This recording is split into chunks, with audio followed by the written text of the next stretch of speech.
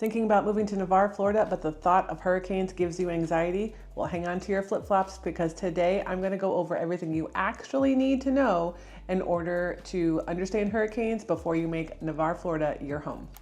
Hey guys, it's Kristen, your Navarre, Florida real estate agent, and today we're going to talk about hurricanes.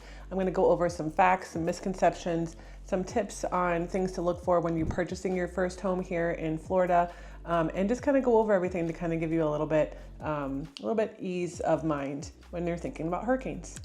But make sure you wait till the end because I have a bonus for you of my favorite weather guy that's local here that talks to you straight and there's no BS with it. So make sure you stick around to the end. Okay, so first let's just go over the facts. So hurricane season starts June 1st and goes all the way through November. In our area, the busier or most active time is typically like June through like September. But having said that, don't be complacent about it and only think that the hurricanes happen then, because they can happen early on and they can happen all the way up until November. So kind of make sure you're kind of aware, but you don't have to get crazy about it, tracking everything until those couple months.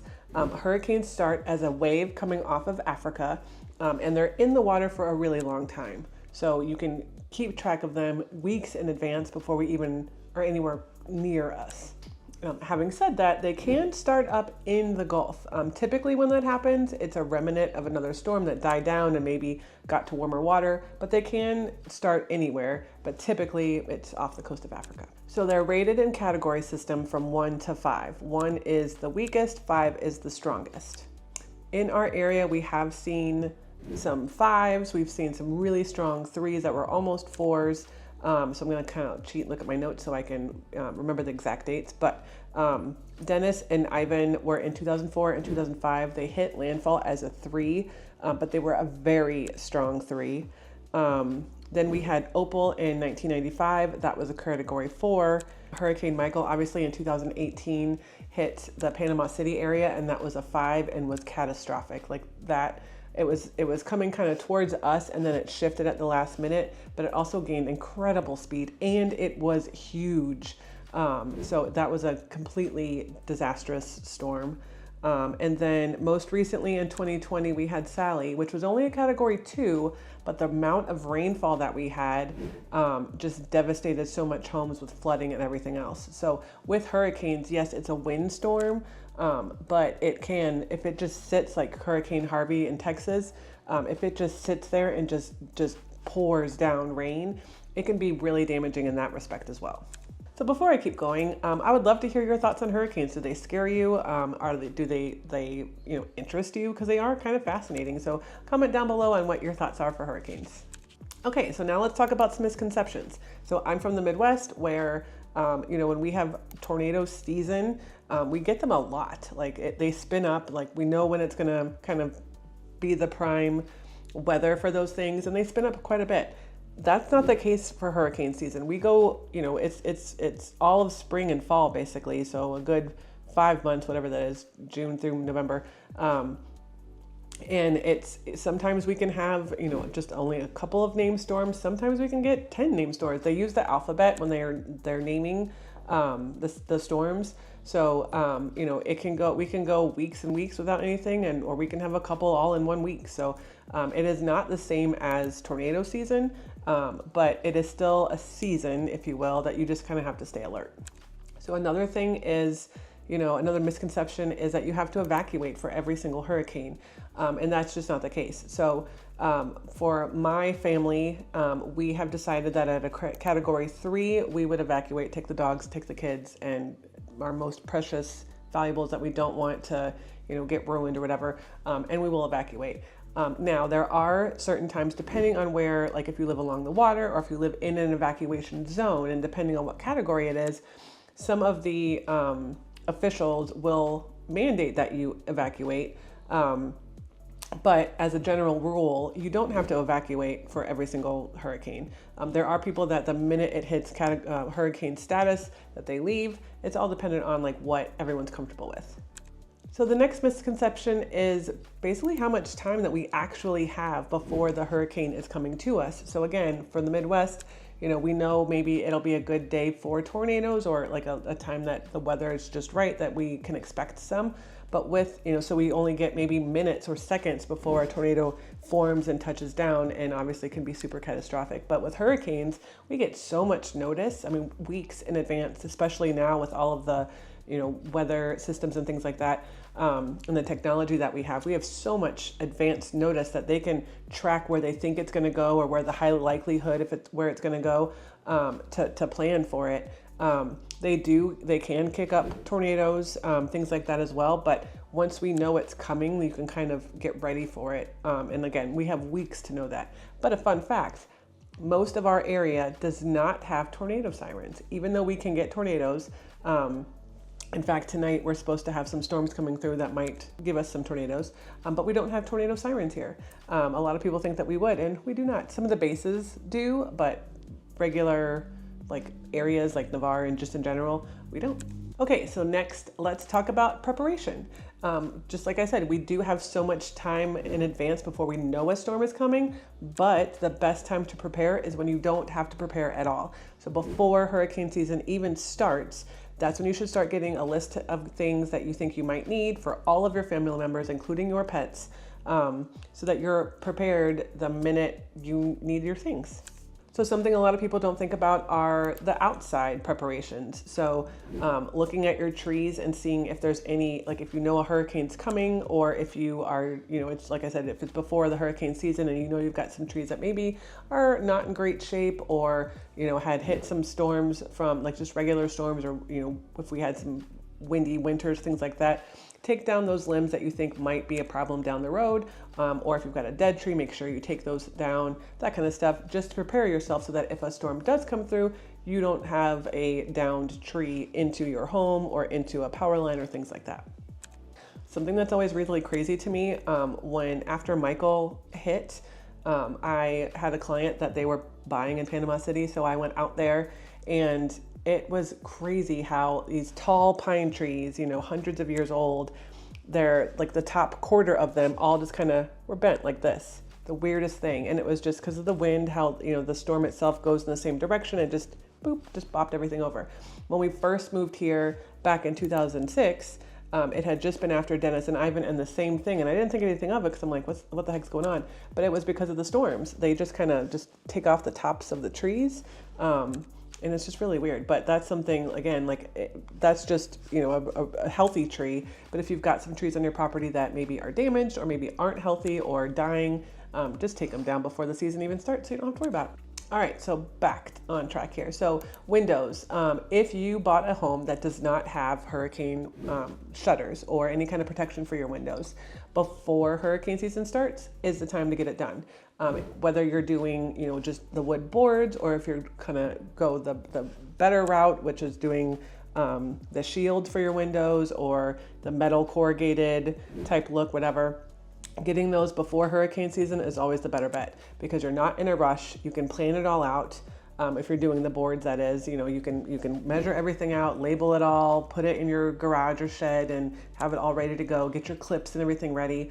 But all of those things, again, since you're not being rushed, you can plan it out and make it a little bit more organized. But definitely want to know that you have those things ready to go if you need them.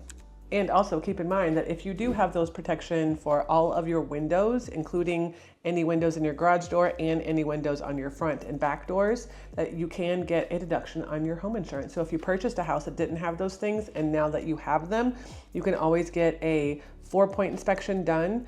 It's going to cost you a little bit of money, but you can get that done, showing that you have all of the coverage now for your openings, and then send that into your insurance so that they can give you a little deduction. Another good thing to prepare is your documents. So you should have a little folder that is something you can just grab and go if you need to. Again, you're going to have time to prepare all these things, but better to prepare it now and have it somewhere where you know you can just grab it and load up the car. Home documents that you have, whether it's in your homeowner's insurance, it's always something to keep in mind.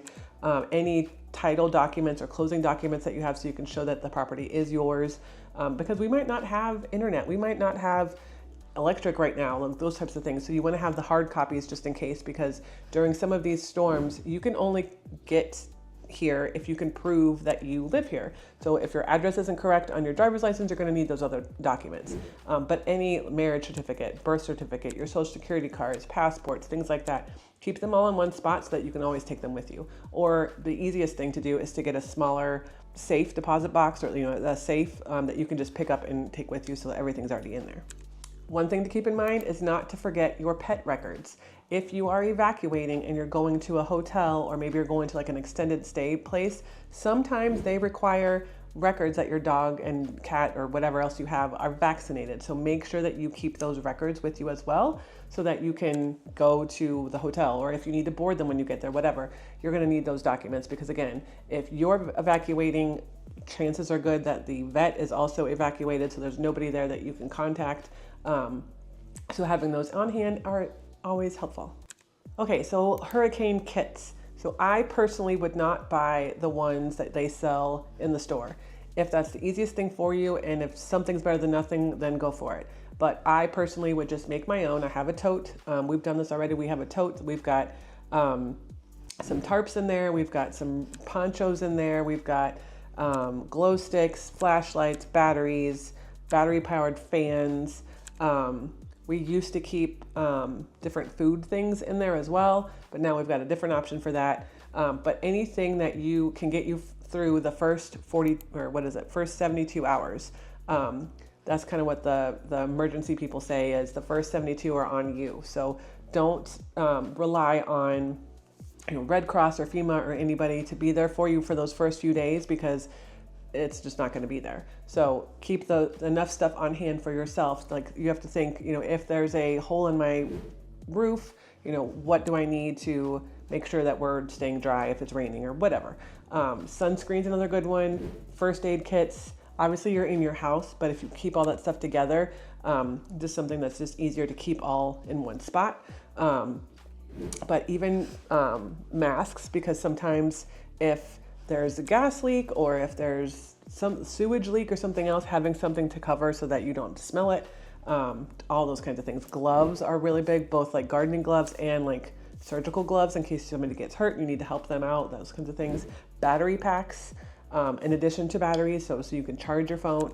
But all of those things, put them in a big tote, put hurricane kit on it, and put it in your garage. And then at the beginning of the season, make sure everything's charged. When our kids were little, one thing that we did that we put into our big hurricane kit was coloring books that they didn't ever have before, some small games or puzzles that I would get from the Dollar Tree, because the first couple days it's fun, we're eating by candlelight, or we had the little flashlights like on the headband thing, and the kids thought that was funny. On day 3 and 4, when they don't have a tablet or they don't have internet to watch their shows or whatever else, it starts to get a little hairy. So have some fun, cheap games that you can pull out and be like, oh, let's play this. You guys have never played it before. It'll keep them occupied for at least a little while. The next thing is a weather radio. So yes, we have our phones, and it's great, but we don't always get service during these times. So having that weather radio that's either battery powered or solar powered, where you can like crank it, so at least you can hear what's going on, is always a good thing. And generally they're pretty cheap. But on top of that also is getting a weather radio that has different signals that you just use, like not necessarily after the hurricane, but before the hurricane. So we have one, it was like $20. But you can program it to your different area, like city even, and county, and then you can have it go off for flood watches, for tornado warnings, for thunderstorm warnings, for hurricane warnings, like all that stuff. So it's kind of nice, because in the middle of the night, sometimes now, if there's a tornado warning, it'll go off and we'll hear it. So those are good really for wherever you live, especially like Midwest when there are tornadoes. But it's relatively inexpensive, and at least it'll keep you on your toes, because not all of us have our phone on at night, and sometimes those weather alerts don't come through. So that's always something just nice to have. And my final thing of preparation, I do have one extra little bonus one, but just to keep extra gas on hand. You don't need to go out and do 6 of those 5-gallon things full up every single summer. But if you think it's going to be a storm that's going to be bad that you're going to evacuate for, 1 or 2 extra ones is always good to do. Or if it's something that you think you're going to stay, or you're not sure if you're going to stay or not, having a couple extras is always good. But really making sure your car is gassed up is really the better option. But my last one is actually having a little tornado shelter in your home. So for me, because we do have nights like this one where we should get some weather radios going off and possible tornadoes. When my kids were littler and it was harder to get them awake and moving, like toddler ages, I set up I had a walk-in closet in our old house that was actually in the middle of the house, so it was the perfect location. I put pillows in there, I had some extra blankets in there, I had an extra leash and a bottle of water and a little bowl for my dog, and then some like juice boxes and stuff, or like formula bottles, like just the packets, just in case we were in there for a while, and a little lantern. And I had like a little tornado shelter ready to go in my walk-in closet. So like nights that I thought it was going to be bad, I would just let them sleep in there, and they thought it was awesome. They thought it was a little slumber party, so they loved it. And then I was, I could sleep a little bit better at night because I knew that they were already safe and secure in there. But during a hurricane coming through, the last time we went through Sally, we actually just had them sleep in there as well, and they were older and they still thought it was fun. So just little glow sticks and stuff, and they thought it was a fun little time. So doing something like that is fun for the kids, and it takes off like the scariness of it all, but it helps you ease your mind because you know your kids are in a safe spot. Okay, so let's now talk about if you're looking for a home here and what are some things to look for so that you are ready for a hurricane. So check your flood zones, check your evacuation zones. They are two different things. So the flood zone is where your house sits on the floodplain, basically. So if you're in a flood zone, make sure you know which one you're in, more so just because of insurance purposes. But make sure you know your evacuation zone, because depending on where you live, and some people don't realize that you don't have to be super close to the water to be in an evacuation zone. So kind of know your zone is what they say, so that you know when you are mandated to leave. Because if you're in an evacuation zone and you stay, there's no guarantee that the emergency people will come to find you. Yes, they'll come eventually, but they're not going to be coming right away because it's probably going to be too dangerous. So just make sure that you know what zone you're in so that you know if you need to leave or not. Plus, because then you can have a backup plan, or at least a plan in place to know, like, oh, if I'm in an evacuation zone that I need to evacuate in a category 4, maybe I can go to my friend's house, like have those things set up. So when you're looking for that property, we kind of already talked a little bit about insurance if you've got window coverings and things like that, but look for those things. Make sure that your home has a newer roof so that you know that the roof has the right tie downs and things like that, that you do have the appropriate window coverings, not just windows like your windows, but the glass on the home. So that you don't have to do it after you close, but basically so that it's already there, and then that way you can start getting that lower insurance already. But knowing those things in advance and just knowing whether you're gonna have to do it after you close or not. But the other thing too is asking neighbors when there's big waterfalls where the water sits. If you're in a flood zone X or the 0.2%, which don't require you to have a flood policy, if you have a mortgage, ask it, either before or after you move in, or before or after you go under contract, talk to the neighbors and just find out. Say, hey, when it rains here or during Sally, where was the water? Was there any water coming up to this house or to your house or whatever? So that way like, hey, during a hurricane, even though I'm not in a flood zone, I might have some issues with water.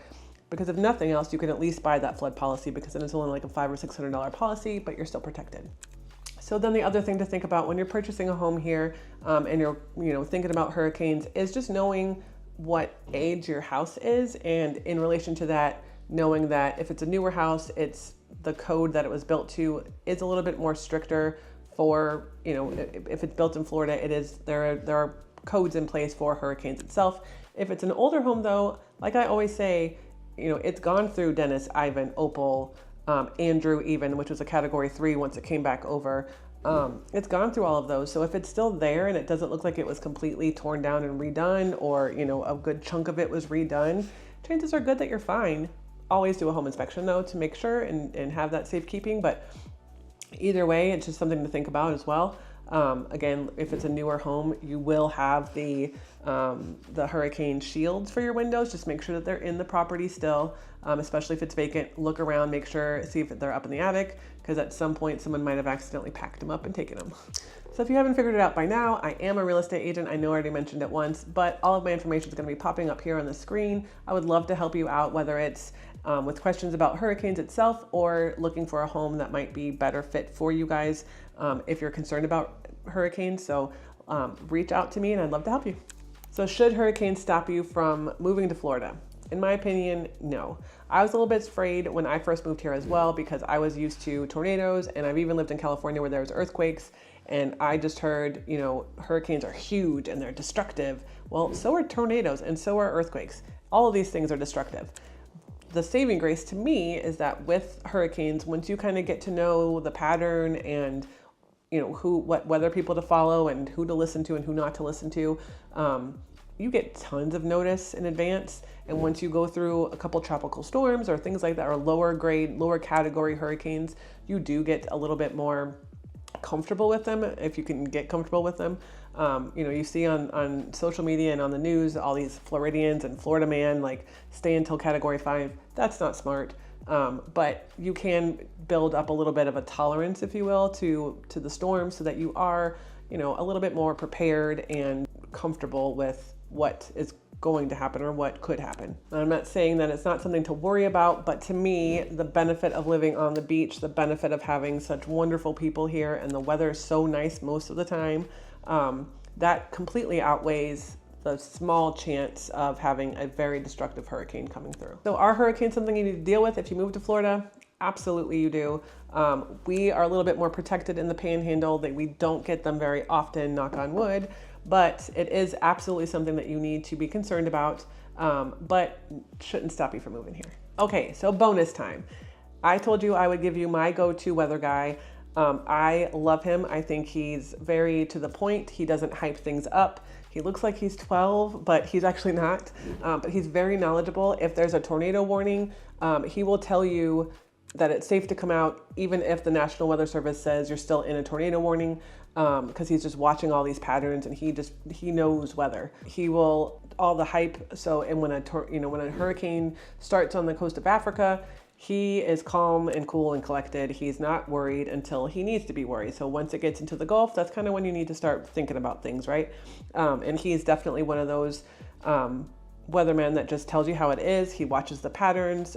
He also, so the spaghetti models, which are like, I'm sure you've seen memes and things, but they're little noodle lines that tells you where things are going, and they're all different models. And he'll be like, okay, this year, this one's more accurate. So he kind of watches all those things and is just really like, he geeks out on it, and it's awesome. So his name is Spinks Meganson.